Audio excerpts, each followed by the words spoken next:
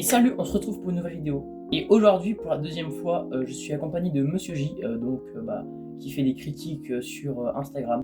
Donc allez vous abonner à son Instagram, il est en description normalement, si j'ai pas oublié. Et si j'ai oublié, dites en commentaire, et j'oublierai pas.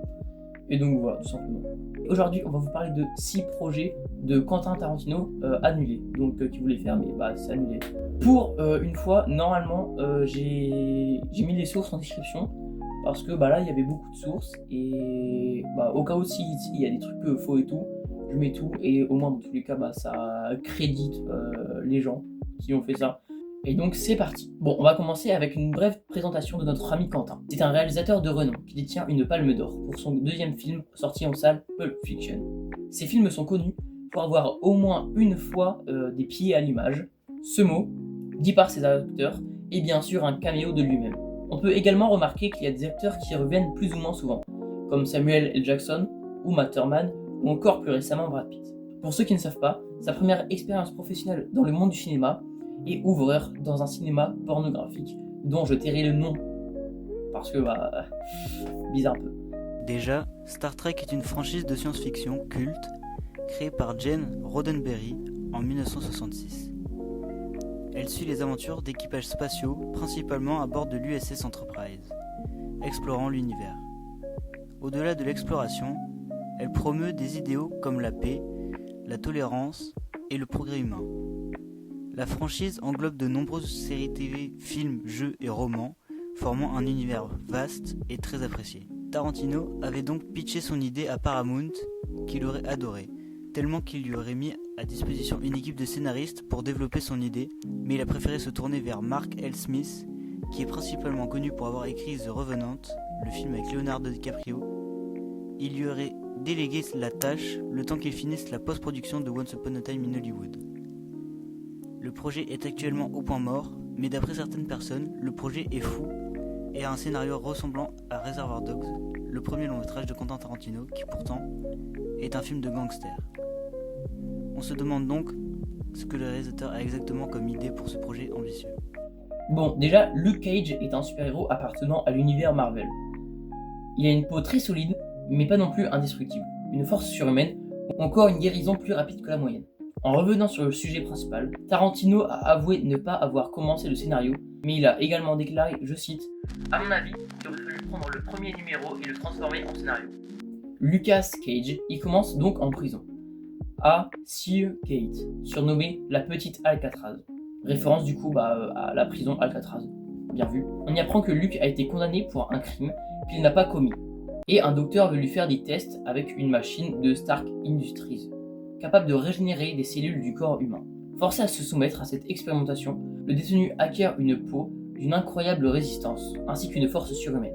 Bientôt, on le surnommera Luke Cage, alias Powerman. Ça aurait donc été Laurence Fishburne, qui a également joué dans les Matrix, les John Wick, Apocalypse Now ou encore Ant-Man et la Guêpe, qui aurait joué Luke Cage.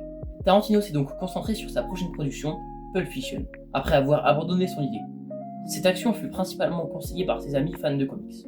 Aujourd'hui, le réalisateur se dit que s'il avait fait un film de super-héros, il aurait dû créer son propre héros. Les deux premiers films de Quentin Tarantino sont Reservoir Dogs et Pulp Fiction, dans lesquels on peut retrouver respectivement les personnages de Victor Vega et Vincent Vega, ce qui nous laisse comprendre qu'ils sont donc frères, même si ce n'est pas dit explicitement. Le film aurait donc suivi les frères dans un voyage à Amsterdam.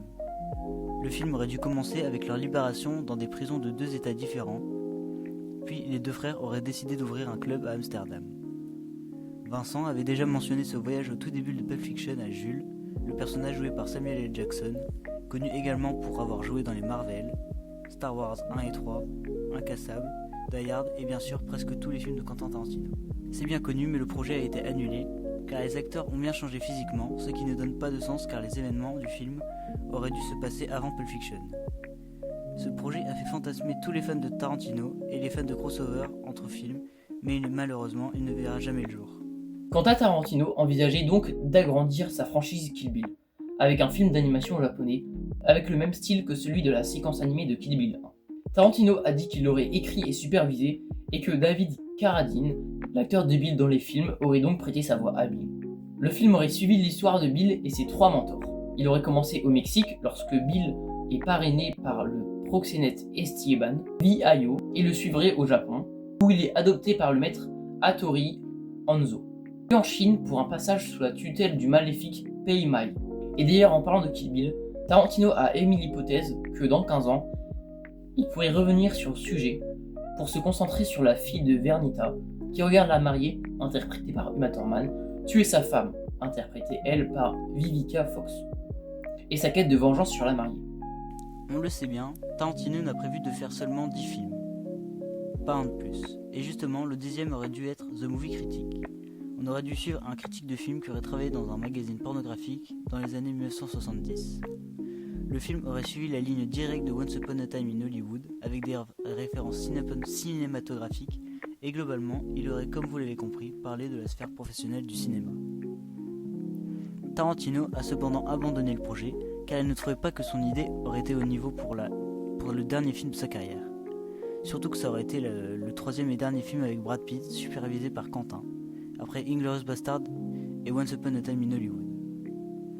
Beaucoup de fake news ont émergé comme une apparition de Tom Cruise ou encore la présence de Paul Walter Hauser pour le rôle du critique, juste parce que les gens trouvaient qu'il ressemblait à un critique.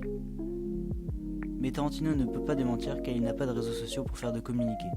Et donc voilà, merci beaucoup d'avoir regardé cette vidéo, ça fait hyper plaisir. N'hésitez pas à aller vous abonner à mon Instagram et à celui de Monsieur J. Ça fait hyper plaisir, c'est hyper sympa. Et surtout, allez harceler Monsieur J pour qu'il refasse des critiques, ça nous manque. Voilà, tout simplement. Et donc voilà, si vous avez des conseils, des retours, des trucs, tout simplement, dites-les en commentaire. Likez la vidéo, ça fait hyper plaisir pour le référencement et tout. Et abonnez-vous, c'est important parce que y a des gros trucs qui arrivent. Voilà, tout simplement.